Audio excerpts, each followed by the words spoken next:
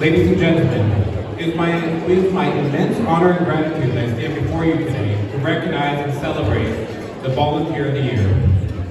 Volunteering is the heartbeat of the Democratic Party. It is a dedicated individual who serves as the driving force behind our organization. Tonight, we come together not only to emphasize the vital importance of volunteering, but to shine a spotlight on an individual who has truly gone above and beyond, embodying the true spirit of service and commitment. In every political movement, there are standout individuals, super volunteers, who consistently step up when needed, investing boundless time, effort, and heart in every task. And then there is the extraordinary individual we honor tonight. Not only is this person always available for any task that arises, but their commitment to ensuring the seamless functioning of our organization is unparalleled. Our Volunteer of the Year exemplifies unwavering dedication, tireless commitment, and profound passion for our shared cause. Whether spending countless hours in the office, participating in virtual meetings, taking calls during school pickup, responding to late-night messages, or being the first to engage in early morning discussions, their presence has been a constant and inspiring force. This award is more than just a recognition of hard work. It is a testament to the power of activism and the profound difference that our person makes. They have not only strengthened our organization, but have also left an enduring impact on the Collin County Democratic Party and the broader community we proudly serve. In the face of numerous challenges thrown at the Collin County Democratic Party here in 2023, finding a new county chair, establishing new leadership, moving to new office, and planning this inaugural event, they remain the one constant that held everything together. Their unwavering dedication and leadership were instrumental in navigating these challenges and keeping our Democratic family united. As we applaud and congratulate our 2023 Kelly Van Hawkins Volunteer of the Year, Macy Burns.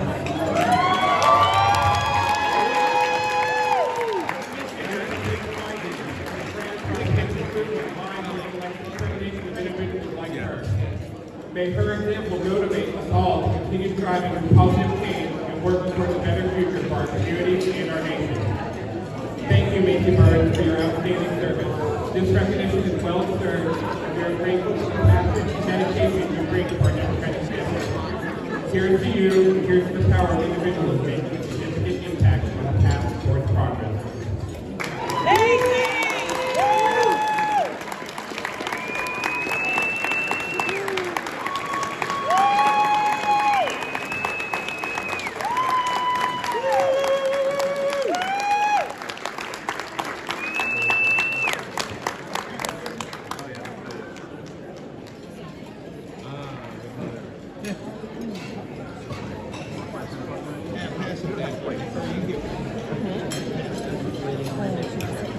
Do you want to?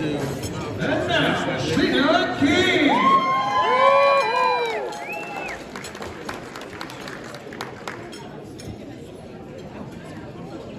Enjoying your amazing dinner. I now have the opportunity to recognize and to offer up to come to the stage one of our amazing sponsors, our diamond sponsor, who helped make this event possible. So I'm going to invite up to the stage Sandeep Srivastava.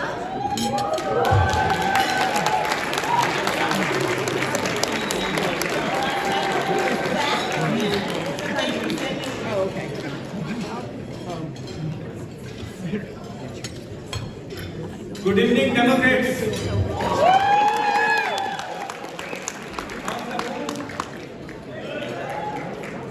But I don't hear much noise. Show the noise. The polling party is getting low. So why I am here today? Because of 2016. When this country was going in a different direction, then I thought, either I have to wait for the change or be the change. Then I decided for later be the change. I am running to represent you in Congressional District 3 against key self. I'm a first generation immigrant. I came to this country 25 years back with $1,000 in my pocket. But with my hard work, with support from the community and little luck, I lived the American dream. And I want every one of us to live that American dream. Unlike our Republicans who believe that immigrants are our country's enemy, and they call them an invasion. I know the immigrants are the strength of our country.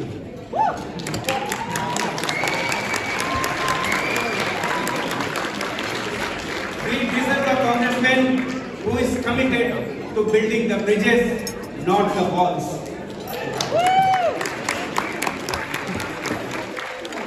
We deserve a congressman who believes we should trust women to make decisions about their own bodies and their families.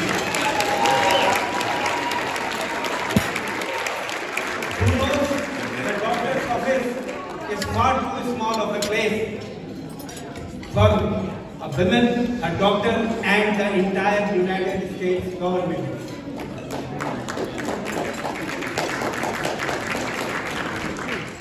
Republicans voted against the capping the cost of insulin to protect the profits for their corporate donors. We deserve a congressman who knows the healthcare is a human right. And will fight to provide working class families with affordable health care. Republicans are against protecting the gay marriage. We deserve a congressman who knows that the value of someone loves is not determined by who they love, but by the depth of their love.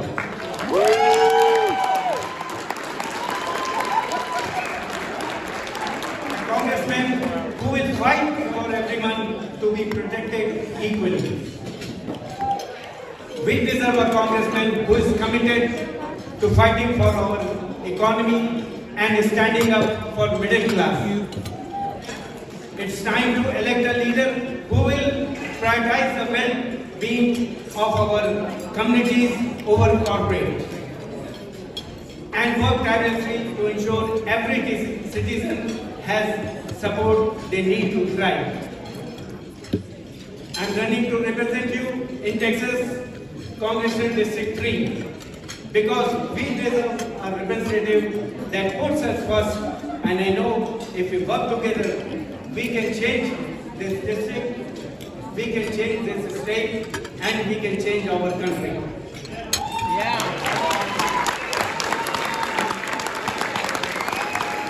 Join our campaign and let's fight to have the representation we deserve. And we need your help. And just one more thing I want to say.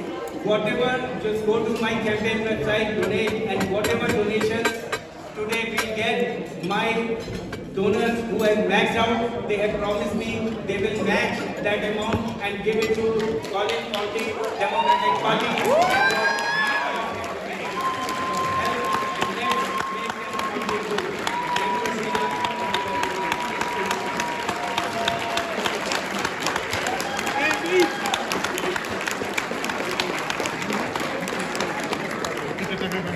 And now salsa dance with the Ultimate Ready Dance Studio.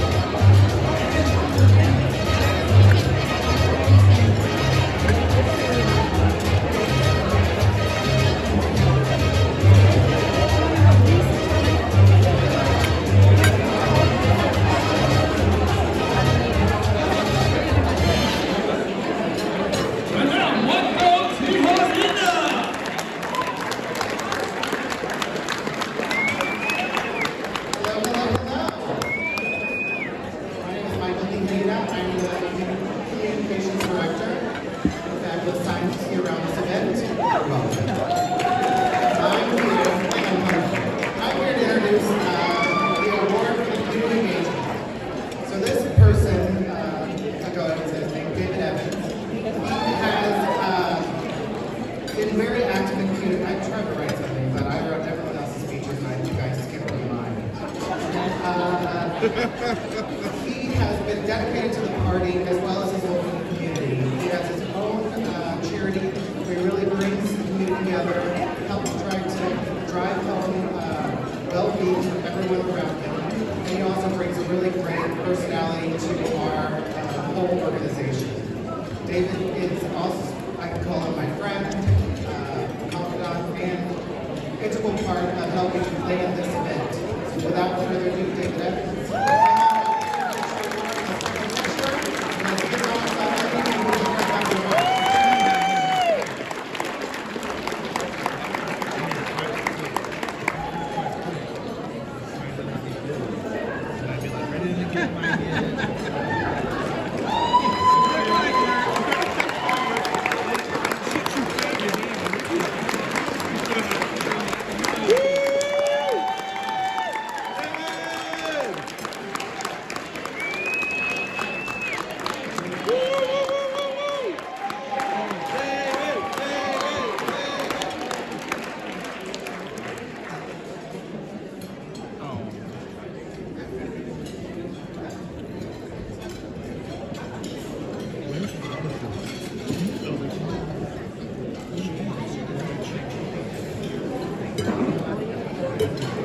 And now our MC, Jody Neal.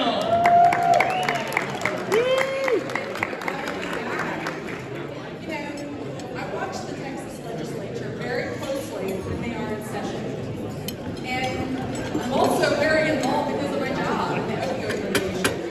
And one of the things that I noticed that's an issue is that the activist community sort of drops off once the campaigns are over. When the session is happening, it's hard to get people to pay attention. It's hard to get people to come down and provide testimony. I tell you that because I'm about to introduce somebody who's going to make watching the legislature a lot more interesting for you once you know who I'm about to introduce. This person I'm introducing is State Rep James Tallarico.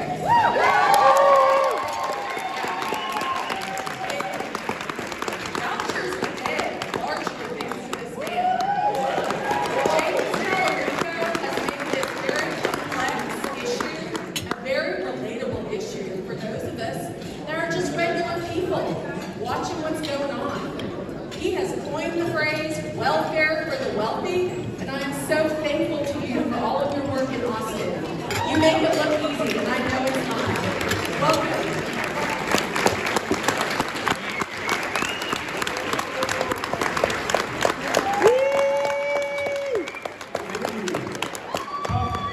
Collin County Democrats.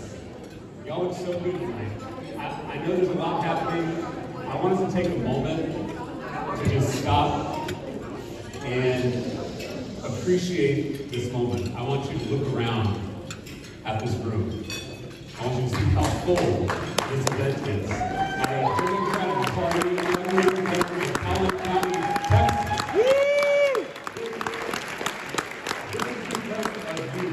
This is because of your blood, sweat, and tears. This is my first time with Collin County Democrats, but I feel like we're kindred spirits because I'm a Williamson County Democrat in the suburbs just north of Boston. And just like Collin County, when I was growing up in Williamson, it was all Republican. All my teachers, all my friends, all my neighbors were Republican. But in 2018, because of people like you, I flipped a state house district.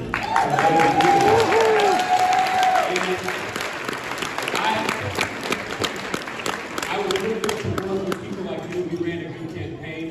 But honestly, the reason that I am in the State House today is because we had a once-in-a-lifetime candidate at the top of the ticket running for U.S. Senate in 2018, our keynote speaker, Joe Corroy.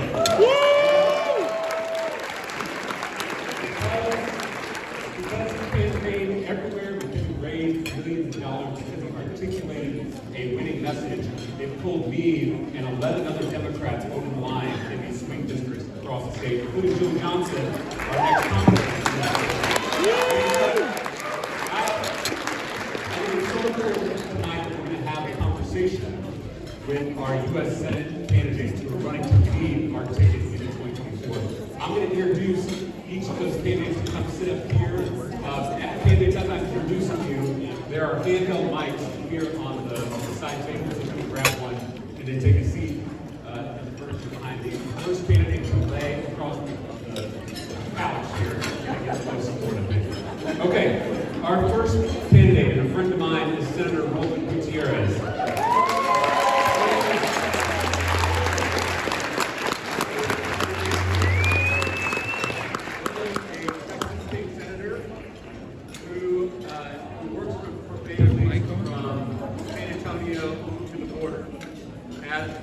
Senator Roland has been a leading voice in the state capitol in preventing gun violence. The son of Mexican immigrants, Roland has spent his whole life fighting to create real change for communities across Texas, from fixing infrastructure and fighting for stronger schools. Roland lives with his wife Sarah and daughters Isabella and Victoria in San Antonio, Texas. Please welcome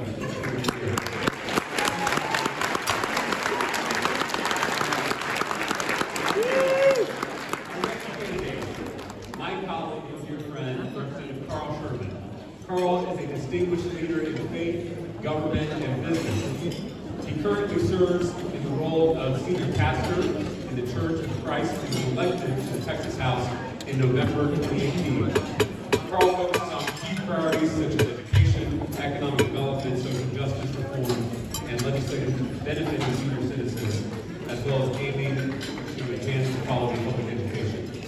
As a trailblazer in local politics, Carl served as city manager in both Ellis and Dallas counties, and in 2010 was elected as the first African-American mayor of DeSoto, Texas.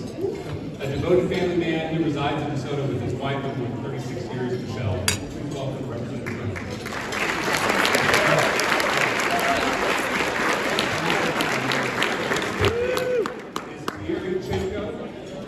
Mr. Chenko is a first-generation Texan who was born and raised in Houston.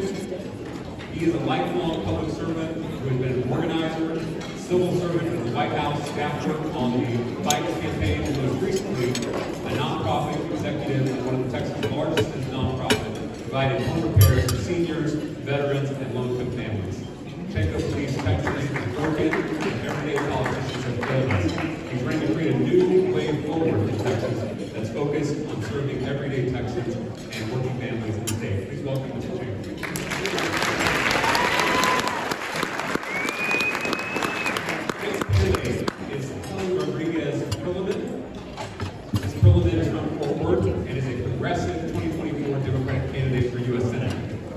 Was raised in Stevensville, Texas, graduated from Texas A&M University, and is an entrepreneur with over a decade of experience in the Silicon Valley startup scene.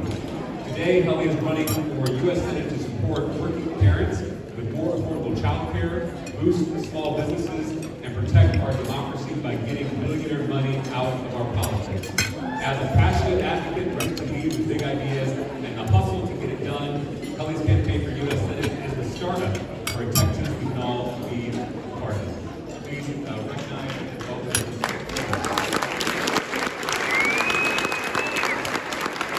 we have one more, which is Steve Keogh. Mr. Keogh was born in Newton, Massachusetts, and served in the U.S. Navy from 1973 to 2004, and retired with the rank of captain. Steve possesses a bachelor's degree from the United States Naval Academy, a master's degree in congressional studies from the Catholic University of America, and a law degree from Boston College. Steve was appointed to serve as a special advisor by both the Clinton and Bush administrations to work on national security matters. Steve currently works as an IT attorney and law professor. Please welcome Mr. Keogh.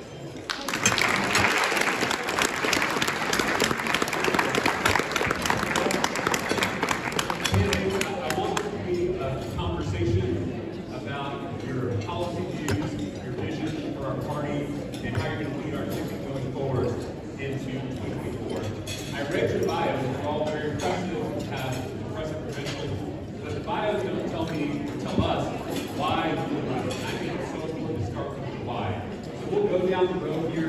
Tell us why you do this, why you get out of bed every day for us to be your citizens. Start with Mr. Hughes. Thank you very much. It's a real honor to be here in Collin County. I serve democracy and help promote democracy all around the world as a military officer as well as a civilian. But I'm here today because of my 4 adult daughters who had their civil rights, core civil rights, taken away from them.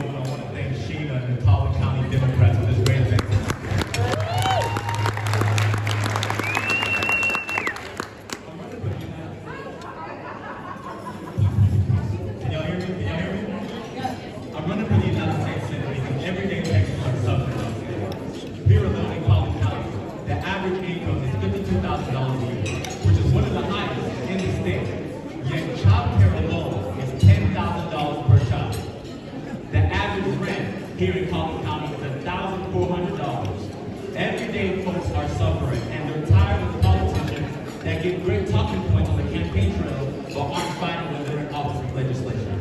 As a United States Senator, I'm going to fight for every single Texan and move the ball forward and create a movement going forward. Thank you.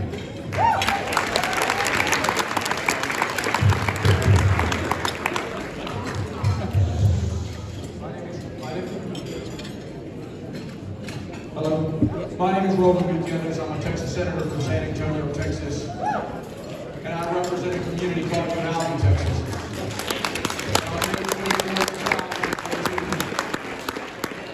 19 kids and 2 teachers were killed. I spent the next 18 days in Uvalde, and it seems like I've been there ever since, emotionally, physically, mentally. We're broken in this country on gun violence. We are broken on so many things.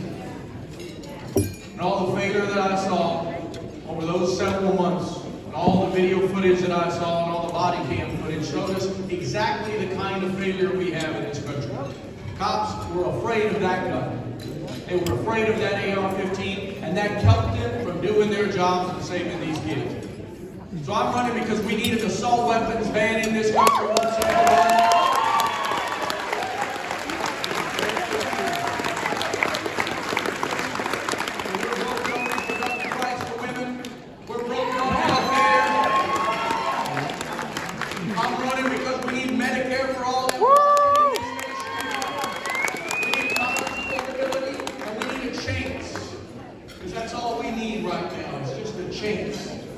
And Ted Cruz and the others like him, they don't want anything to do with us. They don't want to, there's not a space in their world for us. And so we must fight with every ounce of our body and energy and our blood and our sweat and our tears. I thank you so much. I look forward to talking to you. My name is Collin, and I want to be the next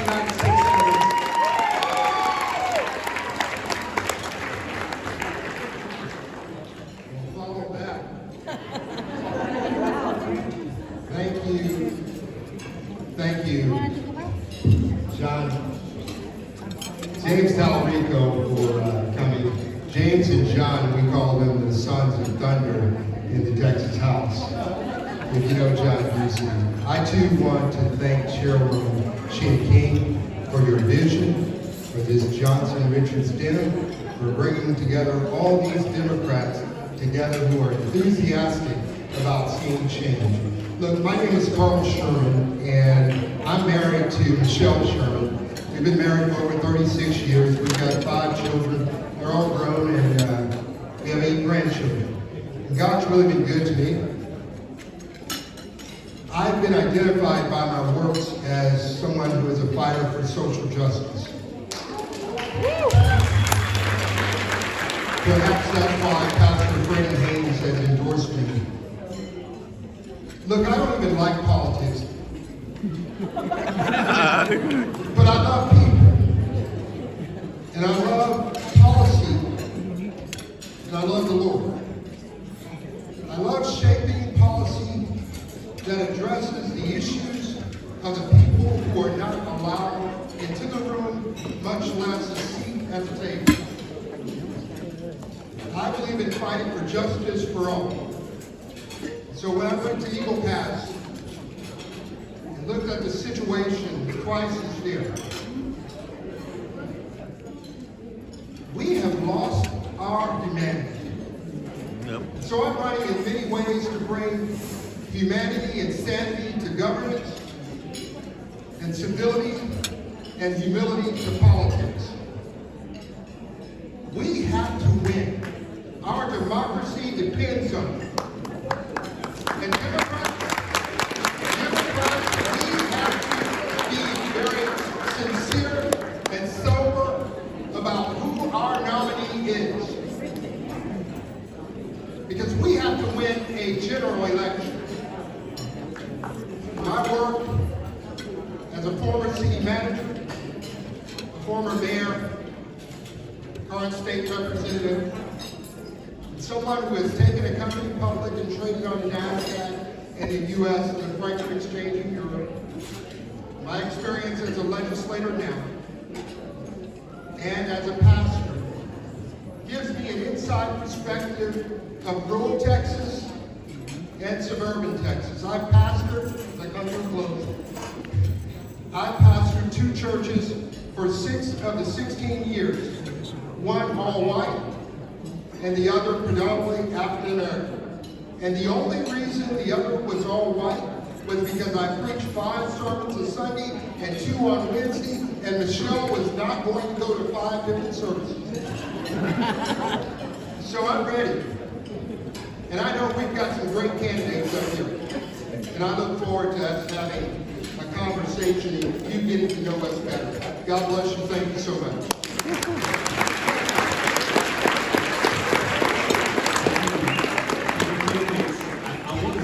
With the policy issue that's most in the news this week, which is immigration. Our governor has spent billions of our taxpayer dollars pulling these ineffective stunts on our southern border that don't fix the problem and endanger the lives of migrants, pregnant children. And this week is now threatening to break the Constitution to continue pulling these stunts. I want to know from each of you, to start with Representative Sherman and go the other way, what are your views on the current conversation, both in Washington, D.C. and here in Texas? How would you lead on this issue as our candidate at the top of the ticket and as our next U.S. Senator?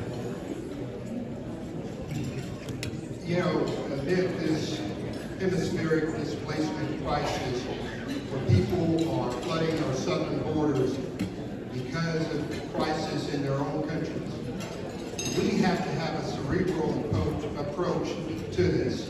And I believe that we can do this. Now, what Governor Abbott has done in spending over $10 billion with his Lone Star Operations project has produced nothing for us. Absolutely nothing. We have to have a humanitarian approach in addition to a secure our border approach. And what Congress has just passed out of the House is not acceptable to me. They focus more on enforcement and restarting, building the wall. and stripping and criminalizing someone who overstays their visa. That's not the America that I know, and that's not the America that I will represent as your next U.S. Senator. And that's the reason why Representative Eddie Morales, who is over Eagle Pass and covers 12 borders all the way, or 12 counties all the way to El Paso, has endorsed me because he understands that I understand this issue has to be addressed holistically. Thank you. Thank you, James. Well, first off, let's be clear.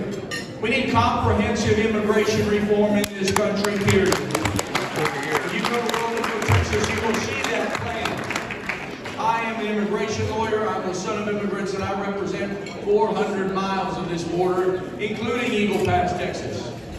If you were to create a movie set to show some crazy invasion, you go to a small town in Texas, you'd bring out the National Guard, the Texas Guard, you'd fence up a bunch of ranches, you'd put this horrible barbed wire in the center, you would put shipping containers all across this town, you would convince this mayor that you had to do it. And when the mayor says that he wants it out, the governor says, King's X, I'm not going to do this anymore. Listen, we need to do this, and the folks that have worked in the Capitol, we know how to work these things through our rule book and amendment process. How in the world do Republicans not understand that we control the U.S. Senate and we control the White House? There should be no agreement unless we do the other parts of this thing, which is you legalize and give citizenship to 1 million dreamers.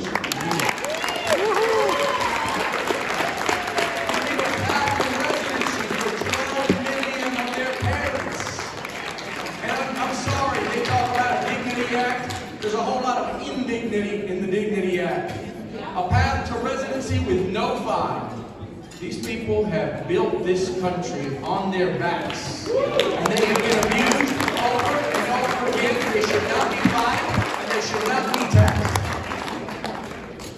We need a country of origin program which takes some person in Nicaragua or Venezuela and they apply for a job at the U.S. Consulate and the Department of Labor kiosk processing meat in Omaha, Nebraska, and they get background checked, and they can be here in 90 days. We need to eliminate H-2A visas and H-2B visas, and come up with a new general worker visa that truly builds America.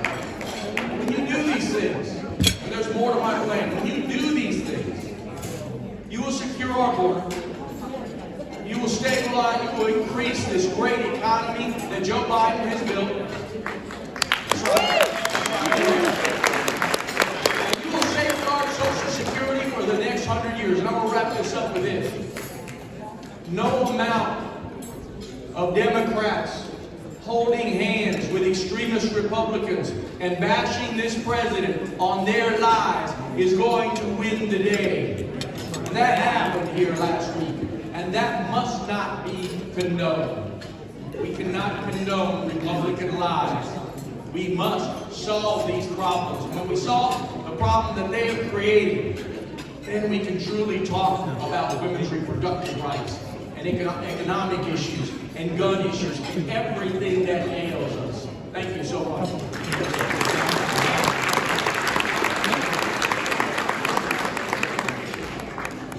As a son of immigrants from Cameroon who came to the United States, making $200 a month combined in Cameroon, this issue is personal to me. From my wife, Gloria, from Nicaragua, who came across the border with her mom and with her older sister at the age of 3 years old, it's important to her as well. We need to have immigration policy that cares about the humanity of migrants while also fighting for a safe and secure border. Number one, we need to ensure that we're hiring more immigration judges. We have a 3.1 billion case backlog in our immigration system, with only 680 immigration judges. Number two, we have to ensure that we are upgrading technology across our border. The cameras, the sensors need to be upgraded, but also fighting to make sure that we are providing opportunities for migrants to be able to help our economy. It doesn't just help us from a social standpoint, but economically. We have shortages from a labor standpoint, in agriculture and manufacturing and construction. It makes sense. However, if we're gonna have a conversation about immigration or any other issue tonight, it needs to be real and it needs to be a truthful conversation. And the truth is, no elected official in this primary has ever introduced a comprehensive immigration bill. Not one. And so, everyday Texans are tired of talking points. They're tired of us coming on stage and giving these different plans, but not fighting when we're in office by introducing legislation. That is the new way forward that we want to create. Not just talking the talk, but walking the walk.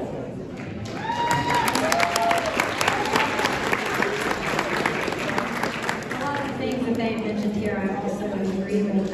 I think that one thing that isn't really mentioned as much is just how badly we need workers, and we still have people who are working here undocumented because these bigger companies continue to hire without proper labor practices or anything. I think that we should just be getting really creative with everyone who's coming over here. People should immediately get Social Security numbers or work numbers to immediately begin working here. Why are they waiting years? And even the idea that someone has to wait 5 years before their immigration appointment when they get here, that's crazy. And so yes to the judges, yes to that, but also, I mean, we do need to deal with the cartel situation. I have family on both sides of the border. My dad's from Monterrey, Mexico. He came over here as an undocumented immigrant, eventually got his papers and whatnot, but we going back and forth, even like, nobody is happy on either side. You can't even walk around safely around Monterrey, where my grandmother is. Like, I was told to come inside because it's dangerous for girls to walk around by themselves. So I think that, again, it's important to have women in office who can speak on these things too when it comes to just people who are getting hurt at the border. And yeah, I think that having more angry kind of rhetoric, or even, again, I think having a female who comes from a more empathetic background who can actually try to calm the rhetoric around and bring a different perspective that isn't so aggressive, because I feel like we just have so many people in office just yelling at each other, talking crap about the other or whatever. So we know Ted Cruz sucks. We know Abbott sucks. Like, why are we talking about it? Let's talk about what we can do. And so, yeah, I'm 100% for comprehensive immigration reform, but we need to also deal with our housing situation. We have all these people coming over, and we'll be able to maybe slow migration, but the fact is we got climate change happening, all these unstable countries everywhere. We have to see this as a humanitarian crisis, as some others have mentioned, and again, have someone who has a little bit more groundedness to come and try to solve these problems and bring a different perspective. So, yes.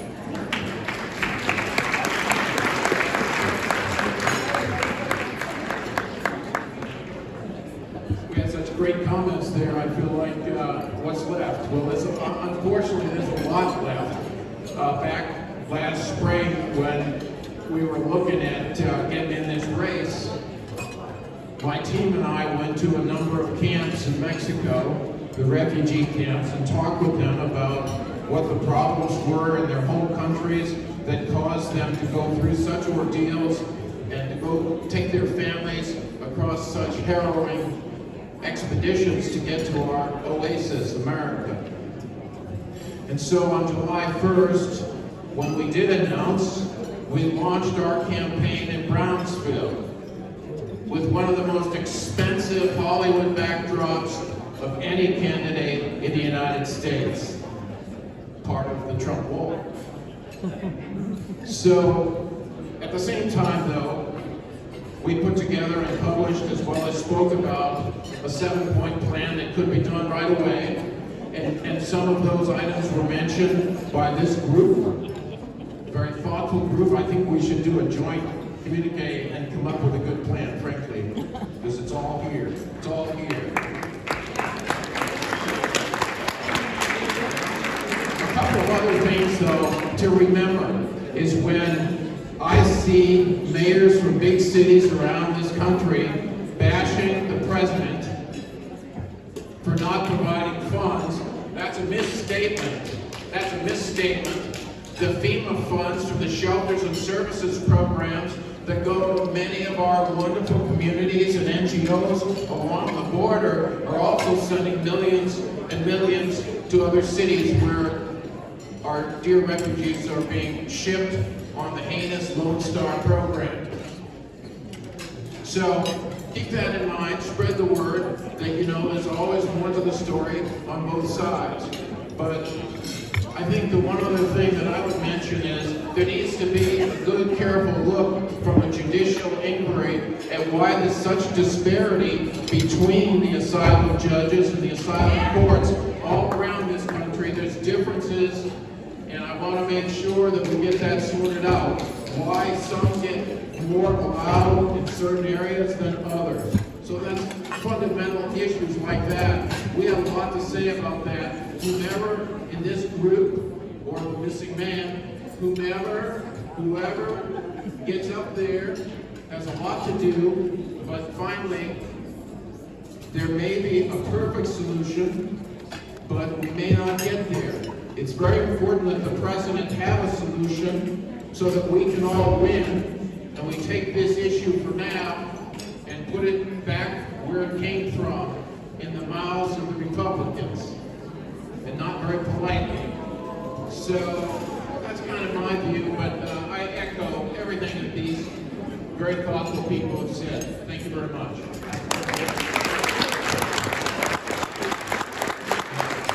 I speak for everyone when I say we appreciate the thoughtful, detailed policy answers, but we are running short on time, so I'm going to ask we keep the responses to the next question in 2 minutes. And we've talked about policy. I want to talk about politics, because you're not just candidates for U.S. Senate, you're candidates to be our party leader for this important 2024 cycle.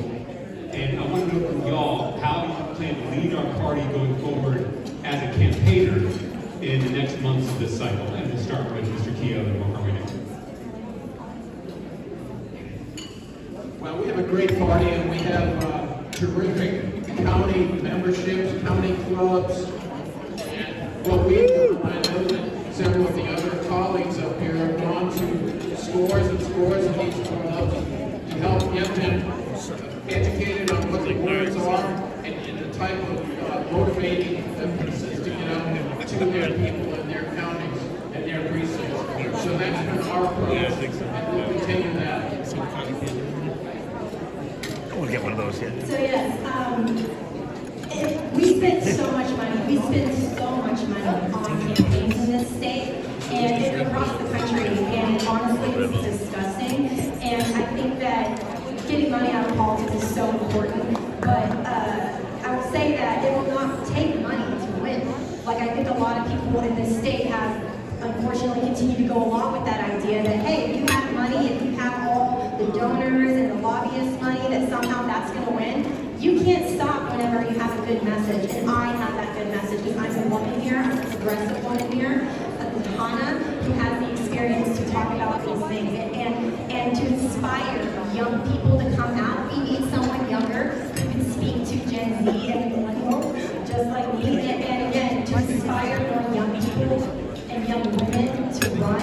It is so crucial that people see themselves represented, especially in this time when reproductive health is under attack. There should be a woman leading the party. And again, I come from the tech startup world, so I do things a bit differently. I think about things a little bit differently. I'm not tainted by politics, to be honest.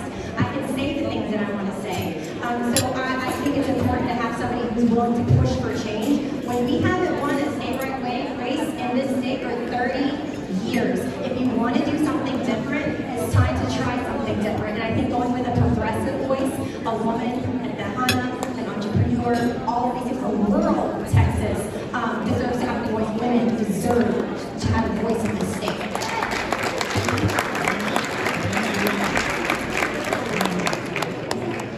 I think first off, it's having a united party. We won't win a United States Senate seat if we're not united. So it's making sure that the county clubs and the county parties are in conversation and constant communication with the statewide candidate at the top of the ticket. But also, it's campaigning everywhere. We have Beto O'Rourke here today. He campaigned in all 254 counties. That is the work that we have to have in this state. Earlier this week, we were proud to get the endorsement of the biggest rural Democratic organization in the state, because we've gone everywhere and talked to everybody. And that's how you win a statewide race. And so we have to find a way of being able to listen, go everywhere, talk only saying on Houston, San Antonio, and Dallas. That's good. I'm from Houston. I know my city. However, this is a 254 county state. We have to go and talk to folks that haven't been listened to, that haven't been heard. That's how you lead at the top of the ticket, working with candidates down ballot. That's how you get the job done. That's how you get the 1% in November.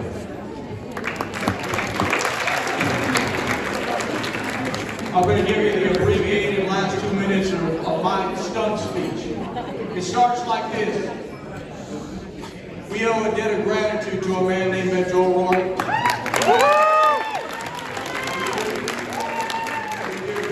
Because he showed us we were close. He showed us that we were 250,000 votes away from beating Ted Cruz. And so as I go across this state and see groups like this, 300-400 strong, or 10 or 15, you know who I'm talking about, all of us, the 3Ds, the 4Ds, the Democratic faith. Here is your job, and here is the plan, and this is how we do it. I want you to listen up now. Each and every one of you has to get one new voter. I'm not talking about your neighbor that votes. One new voter, some new kid that tells you my vote doesn't count, my vote doesn't matter. Nothing in politics will change. Nothing will make a difference. And if it's your kid, I want you to do what I do and just take their phone away. I promise they'll go vote. But here's the thing. When you finally get them to vote, this new voter, so there's 500,000 of you. Because of this man, we know it's 250,000 is the difference. So we're going to plus it up by 500,000. When they go over there and they tell you my vote doesn't count and my vote doesn't matter, I want you to look them in the eye and I want you to tell them because you didn't vote. Because you didn't participate. 19 kids and 2 teachers died. That's heavy stuff, but that's how we're going to do.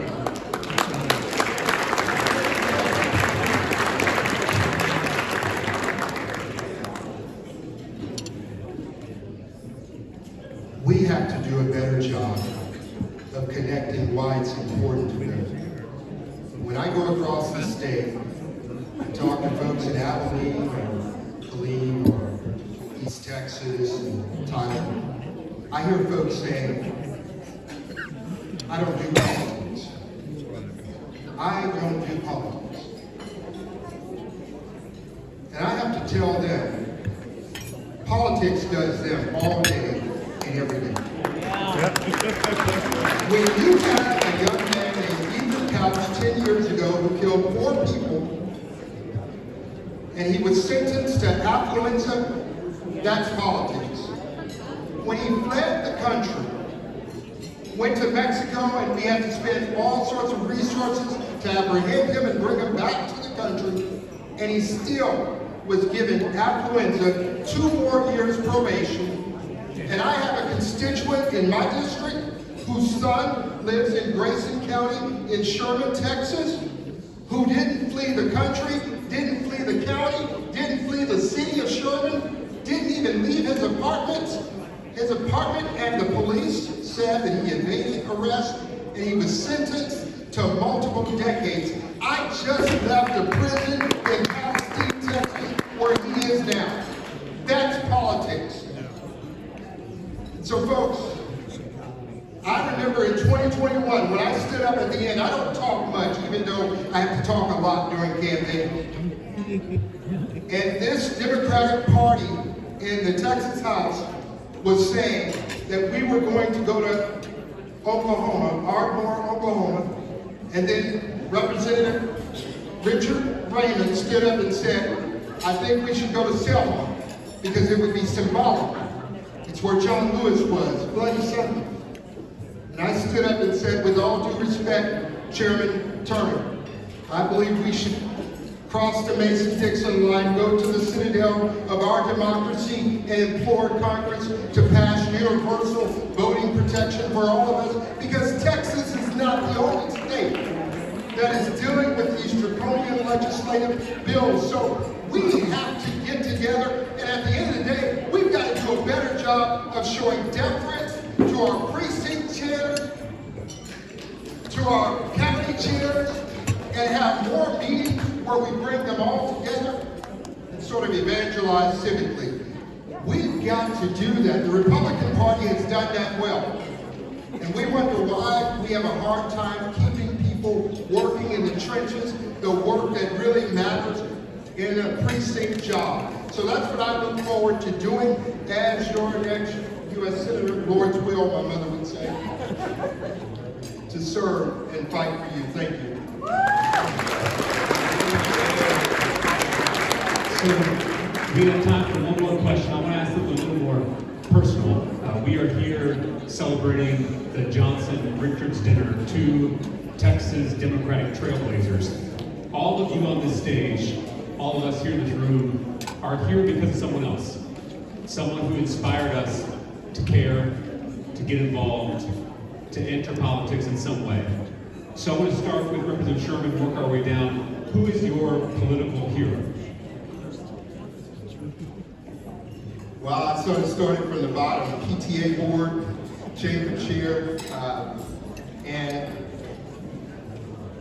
it's sort of an eclectic choice. I've met Barack Obama, President Obama, 7 times, and he's inspired me so much because he said, you know, you don't know what it's like to have to grow up like Pookie.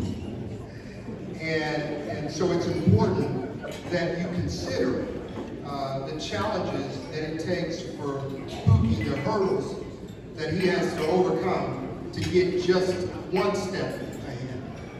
And then I would say that he was the most inspiring to me.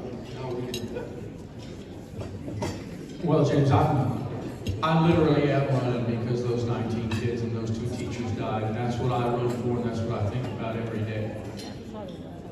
But if I had to choose my political mentor, some politician back in the day, I think there's this pretty badass Republican named Abraham Lincoln. He was pretty cool. He was a good Republican. He said, the legitimate object of government is to do for the people that which they cannot do for themselves, like infrastructure, like roads, like highways, like education, like healthcare, right? So he was pretty good. He did some great things, I think. And then there's also Lyndon Baines Johnson, who brought about the Great Society, the Voting Rights Act, and so much more, the Civil Rights Act. And that's what this is about. This race is about humanity. And both those 2 presidents embody humanity. They embody what it is to lift each other up. Democrats, Republicans together, because we are all Americans and we are all human beings. I think those are two of my political mentors, if you will.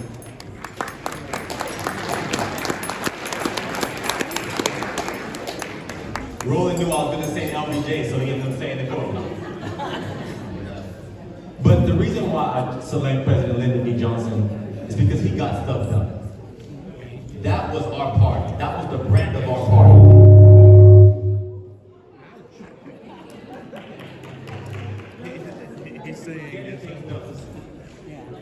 And unfortunately, we're at a point where when we travel the state, people aren't sure what is the brand of the Democratic Party anymore. Are we the party of actually making the lives of people better? Or are we a party of talking points? We need to elect people that are focused on making people's lives better. I was in Pecos, Texas last week, and I talked to a lady and she said she works 126 hours a week. She gets into work at 3 a.m. She finishes up at 3 p.m. She goes home, she takes a shower. She ends up going back in at work at 4 p.m. and she stays all the way through the night. We need someone that's thinking about her. We need someone that's fighting for her. We're blessed to be in this room today, but we shouldn't forget who we fight for. We're fighting for the everyday person that's getting left behind.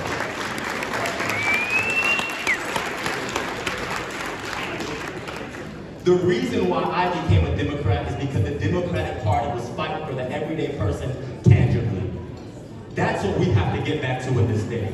And if we can do that, if we can make people's lives better, we will win this United States Senate seat and we will win statewide elections in this state. Thank you.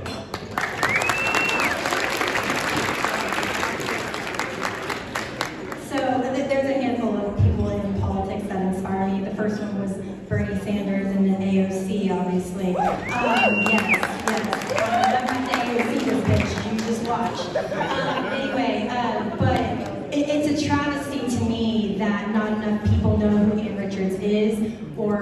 Andreas Johnson or Barbara Jordan for that matter, Molly Ivins. There's so many incredible Texas women that so many of us younger generations do not know anything about because our Texas schools don't talk about it. Hey, we know about Jim Bowie and we know about William E. Travis, or people who literally were smuggling in enslaved black people, fighting at the Alamo so that we could keep black people enslaved in this state. So we got to talk about our history. We got to talk about how literally we need leaders here who are willing to talk about history, willing to talk about the women who have contributed to this state and who are never recognized. It was honestly really sad when I went to the Texas Capitol not that long ago and saw a tour. There's like one picture of Ann Richards like hiding somewhere, and it's like, this is why women don't see their leaders, because we don't show them. We don't tell, we aren't teaching this stuff. Our education system needs to be overhauled, period. We need to include all different kinds of multicultural education so we can understand our histories. I used to be ashamed of who I was as a Mexican American because of the messages I was receiving around me in rural Texas and Stephenville. My dad came from Monterrey, Mexico, like I said. But my grandmother, she was tortured in the 30s and 40s to not speak Spanish. So my family, a lot of us don't speak Spanish well. And we've been pitted against each other for the ones who do and who don't. And instead of understanding the history that we've all been pitted against each other, none of us have health care, none of us have child care, none of us have reproductive rights, none of us are getting the opportunities that the same rich people, elite people, there's 15,000 people in this country that are hoarding more wealth than God. Like, they will never spend it in their lifetimes. We could be paying for child care, we could be paying for health care, we can be making cannabis and gambling legal federally across the state and taxing the hell out of it to pay for these things. I don't want to hear that we've got money to pay for this stuff. So yes, women need to be recognized more, especially EDJ and Richards and otherwise Lena, because I'm here for her too, and because of her. But yes, the women leaders who have stuck it out and done it despite all the no investment, without the support, and we do it anyway, because that's how we've always done it, guys. So I'm moving to y'all, go out for Texas, go out for Texas.com and save some money, because, you know, Collin got all the money. Let's send it my way, guys.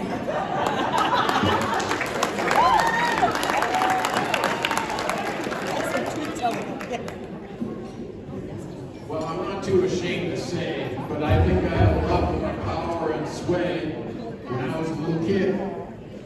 By the time I was age 8, I was able to have met two of the greatest presidents in that century. And that wasn't the 18th century. After meeting President Kennedy out in the front of a library in Boston while I was sitting eating popcorn one day, the next year my father, who was a rural school superintendent, took me down to the White House because President Johnson, President Johnson was pushing block grants for rural education. We need that here, we need it now. But ever since that moment, when he was very kind to me, I've been enamored of his approach. And one of the greatest quotes that he ever had was when he brought rural electrification to the hill country, and he was getting heaped on with praise. And what he said was, look, I was just trying to ease the hardships on some folks. And that's him. That's very much him. And that's why we all have, many of us have him as the #1 vote-getter. But one postscript, fellow graduate of the U.S. Naval Academy, Charlie Wilson, taught me, if there's something right to do and it needs to get done, then do it! Go do it! That's what I say about Charlie Wilson. That's on the list too. Thank you all for your fabulous response tonight and for these colleagues to be part of this great group. Thank you. Thank you.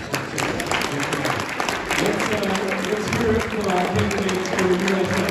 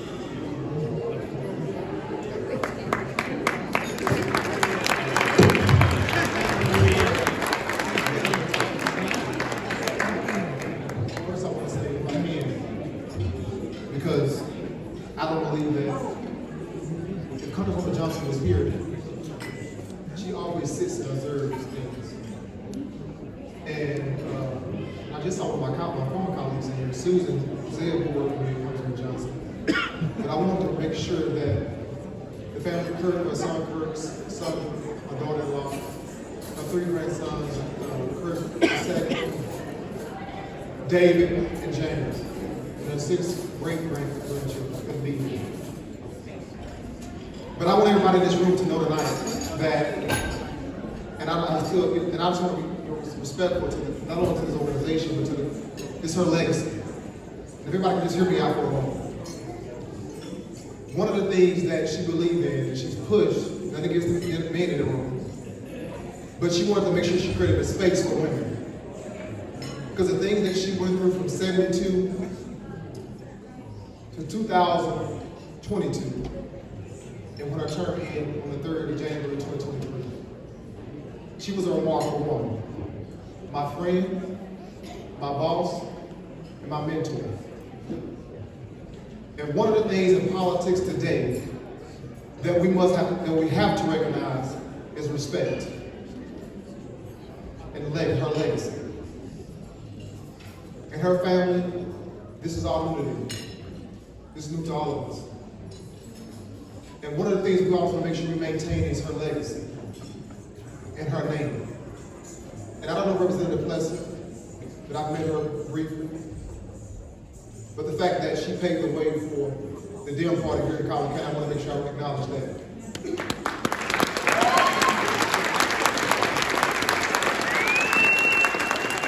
And to our chair of the party here, thank you for recognizing her. Because oftentimes we recognize people when they're no longer here, but she recognized her while she was here and told her about this dinner. But all the women who are in the room, all those who are inspired to serve, and all of those who are willing to serve, keep serving. Because the attacks will come, the name calling will come. Keep serving, and never forget the legacy and the shoulders on which you stand. Yeah. I'm just going to read the quote and take my seat. I'm going to read this quote. And Congresswoman Johnson was asked about the history makers in the interview, how she would like to be remembered. And she replied, as somebody who remembered how she got there and what she went for. And I tried to work hard to deliver what I could to protect the people that I promised to represent. That's what I want my legacy to be. And that's what you should do when you go to Austin, go to Washington, or you go to your city councils, your local government. Remember those words and why you serve, and whom you serve. Never forget that. And Beto, thank you for always supporting her.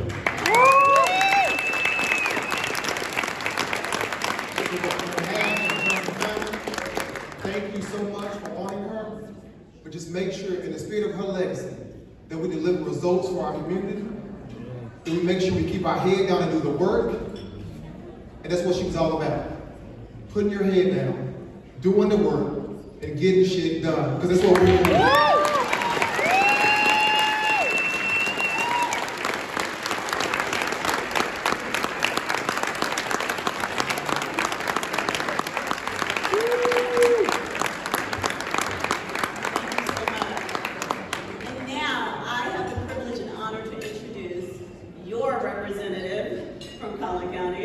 Representative Mahala Lisa.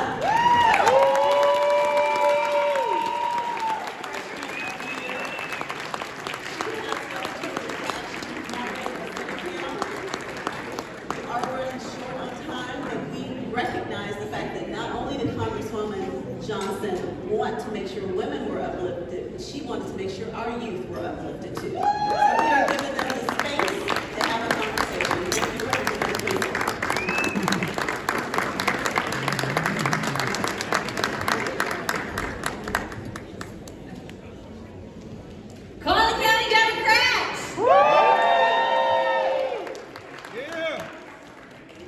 Thank you.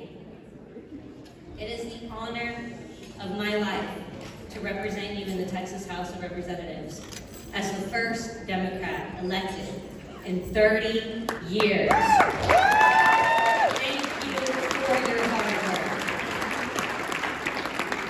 Thank you to every person that knocked the door, made a phone call, made a donation, sent a text, sent a postcard, put up a road sign, put up a yard sign, put up another yard sign. Together, we got out more Democrat votes than ever before. Flipping the most competitive Texas House seat last Thank you to our precinct chairs, our community organizers, the Democratic clubs, Pat, Brad, Frisco, Kenny, Alan, are y'all in the house tonight? What's going on? The work that y'all have been doing for years to lay the groundwork here is finally paying off. Republicans spent more money, more than any other legislative House race in 2022. Over $4 million. Only to find out that House District 70 can't be bought. We might have been outspent, but we will never be outworked. If as Democrats, we can stick together and organize a voter turnout machine in Collin County, I have no doubt that we will defeat Donald Trump, Ted Cruz, and all the MAGA Republicans who have been threatening our life, liberty, and pursuit of happiness up and down the ballot. We have a lot of work to do this year to defend our democracy. And I know Collin County Democrats are fired up and ready to lead the charge. We will lead the charge to restore women's rights and get these bans off our bodies. We will lead the charge to end gun violence in our communities through real solutions that turn thoughts and prayers into policy and action. And we will lead the charge to bolster public education funding so that our communities thrive. Our state House seat is the #1 incumbent protection seat for the Texas House Democratic Campaign Committee and the #1 incumbent protective seat for the Texas Democratic Party. Why? Because Collin County Democrats flipped House District 70! We are on the front lines of protecting our democracy from corruption, and we must keep fighting. Fighting for the next generation of Texans. And the next generation of Texans is our youth. With that, it is my pleasure to introduce tonight the next generation panel of Collin County leaders, Joseph Dottie, Pat Vargas, and Utopia Spiegel.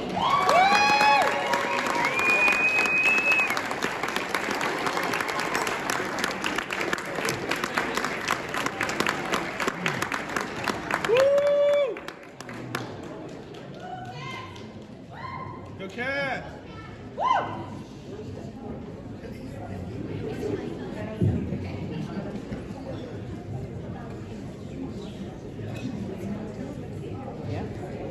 What's up, guys? How's it going? You guys having fun tonight? Very much. So why don't we start off by introducing, everyone just take a moment to introduce yourself and kind of talk about what you do in Collin County politics. Hi y'all, I'm Yai Tova, but you can call me Tova. I go to Collin College and I study political science, and I am extremely honored to say that I've been part of Sandy Srivasta's campaign for Congressional District 3 as his executive assistant, and I am also an intern with Register Her, which is a nonprofit that is dedicated to registering women to vote and increasing representation for women in politics, and I am really honored to be here tonight. Thank y'all.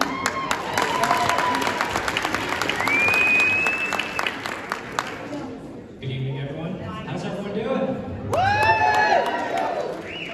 My name is Yusuf Dottie. I have the honor of working for Representative Lisa as her Deputy District Director, and I help out on our campaign. I too go to Collin College. I was elected, there we go. Go figures. I was elected to the SGA Senate and the Texas Junior College Student Government Association. I became its secretary this year.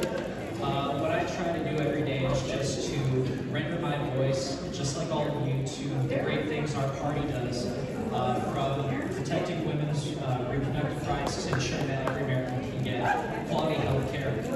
It's an honor to be here with you guys, and let's have some fun.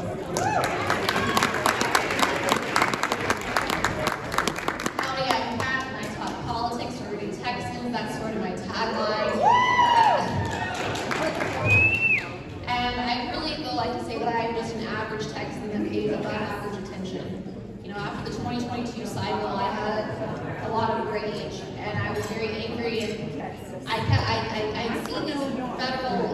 that would talk federal politics and policy and elections, and I was like, damn, we really need that in Texas, because our state ledge moves so fast that it is impossible for the average Texan to keep up, let alone understand what is happening. And my husband ended up buying me a ring light for Christmas last year. He was like, I think you should do it. I've been trying to get all my other activist friends to do it. I was like, you should go do this thing. They said, no, you should go do it. Because you love to talk about this stuff, and we would really love for you to talk to somebody other than us about it. And now, here a year later, I talked to 17,000 Texans about our state legislature. My account has a reach consistently of 500,000, 900,000 impressions. And I built that in a year, and so it's a real testament to the power of everyday Texans, and that you are the best influencer of your friends and family. They trust you. My followers, I have relationships. I am their friend on their phone they talk Texas politics with. We drove thousands of calls during the session on bills that people really weren't calling on. We called on one of the representatives' bills. It is a testament to everyday Texans when we stand up and we call and they hear our voices. A lot of these Republicans take their phones off the hook. So Toba, let's start with you. As the president of Ignite, you have first experience working alongside strong women leaders. What impact do you see when young women are in leadership positions? Well, first of all, I just wanted to say that it's an incredible honor to be a part of Ignite and also the Muslim Democratic Caucus chapter in North Dallas. All of which have strong women leadership at the helm, and that really gives me hope, because to be honest, sometimes it can be sad to look at the data and see that women make up less than 30% of the Texas state legislature. So being a part of these local groups, it really gives me hope, especially knowing that oftentimes change starts at the local level, and it starts with women. But it's been really just an honor, and like the impact I've seen, like I've seen confidence, I've seen inspiration, and also open-mindedness as well. Not only with the people that we interact with, but also amongst each other. Because oftentimes, sometimes we don't always listen. We listen to respond, but I've seen that with women in leadership, we listen to hear what you truly say and consider documents as a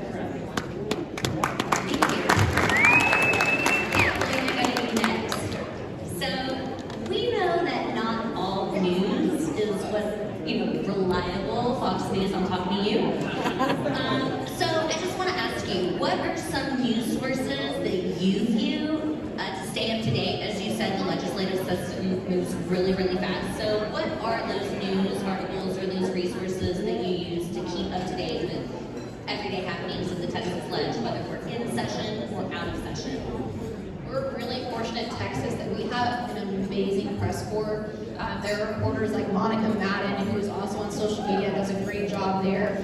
Aaron Torres from the Dallas Morning News. We are very, very fortunate. The Texas Tribune, the Houston Chronicle, Jeremy Wallace, who does the Texas Take podcast, also has a Texas Take newsletter that comes out every day. So if you're really nerdy like me, you can read that every day. Axios does a great one. But I also think it's really important to understand that my generation is not getting their news from the news. They're going to Instagram, they're going to TikTok. I've had a few people approach me today like, you're my news. And I take that seriously, and I do try to vet everything that I'm saying. But it is important that, I think especially if you're a candidate, already in office or an organization, you understand that millennials and Gen Z are going to social media to get news. And they're trusting these influencers as their friends. There's a parasocial relationship there, and there's value in that. And we have to invest in social media. It is a way to reach so many more people that are not being touched by traditional outreach methods. 100% agree. Thank you. And you do a great job, by the way. So this next one's for you. Are you ready? As ready as I'll ever be. Okay. So you work as my deputy district director. Congratulations. Thank you. What advice would you give to someone who would like to work as a staffer for an elected office? And don't say don't do it. Do it. I think that one thing thing that people have to understand about being a staffer, whether you begin as an intern or end up as deputy district director or even district director, is that it's not easy. But as President Kennedy once said, we don't do these things because they are easy, we do them because they are hard. And so I would just say that if you feel very fondly about politics, and not just politics, but serving your community, serving others, fighting the good fight, especially if you're a Democrat, you just got to do it. And I think a specific skill you would need is to have the skill of working with other people. There's so many different people on, just for example, Representative Police's staff that have so many different skills. They're all amazing. And you've just got to be able to harness that teamwork and make the dream work and make it happen. And I think that's something Representative Lisa does very well, and it's just the honor of a lifetime to be on her team.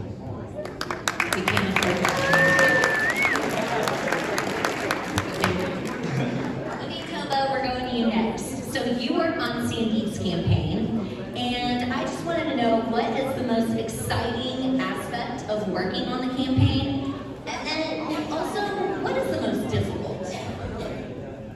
Oh my gosh, it's so hard to choose just one, just because I have really wanted this job for a while. I've been wanting to work on a campaign for a while because I know how people who are behind the scenes really do so much work to get these people elected and turn Texas blue. So just being able to go alongside them and meet so many people in Texas who I might not have otherwise met, it truly is an incredible honor.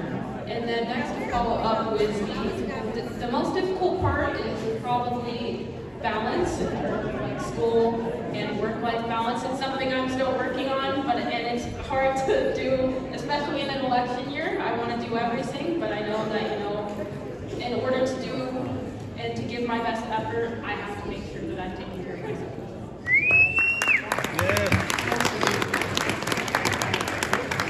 So Ken, we're going to go to you next.